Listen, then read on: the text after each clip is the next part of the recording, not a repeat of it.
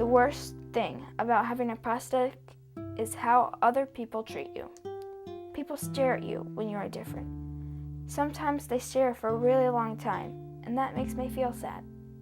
Sometimes children are afraid and will not play with me. One time, some children threw wood chips at me and called me pig leg.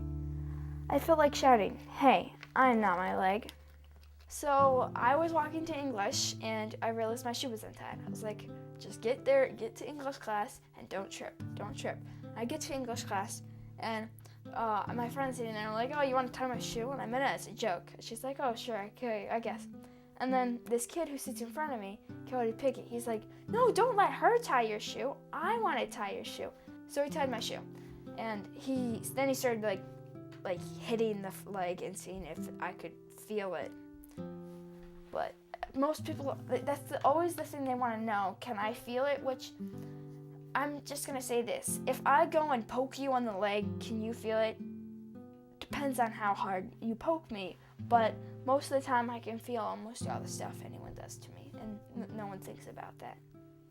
Part of helping Sophie recover was helping her deal with people who stared and deal with her own insecurities about her leg. Part of that process was talking to her about it a lot and encouraging her to talk to others who were staring at her. So we were up in Ithaca and we were hiking the Toghannock Falls, and there was another family with a little girl. And the little girl was, looking at Sophie's leg, and Sophie sat down on the bank at the other side of the creek, and the little girl walks right up to her, maybe 3 feet from her, and just stares right at her leg. And Sophie's kind of, And the parents of this little girl were trying to get her attention and trying to get her to stop staring, and in doing so were making more of the scene that was taking place. And Sophie's just taking it all and looking past the little girl, looking around the little girl. Finally the parents get the little girl's attention, and she walks over to them, and Sophie comes back to us, and I said to Sophie, "Sophie, why didn't you say, introduce yourself and say, 'Hi, I'm Sophie'?" And she looks at me and she says, "Mom, she wasn't interested in me. She was looking at my leg, and I'm not my leg." Now can I look at Roll. Papa? I want to look through it really please. Who's Papa? The one that's driving? Yes.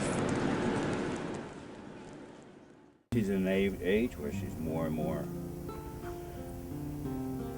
herself, growing up, thinking about being a girl and everything else. And she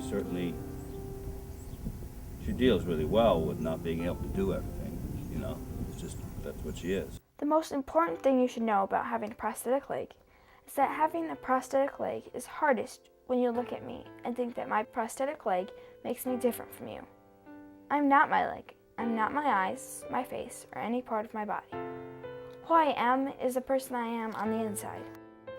I know that when you stare, you are staring because you're afraid or curious. You stare where my leg used to be, where I, too, wish it were. But I am not my leg.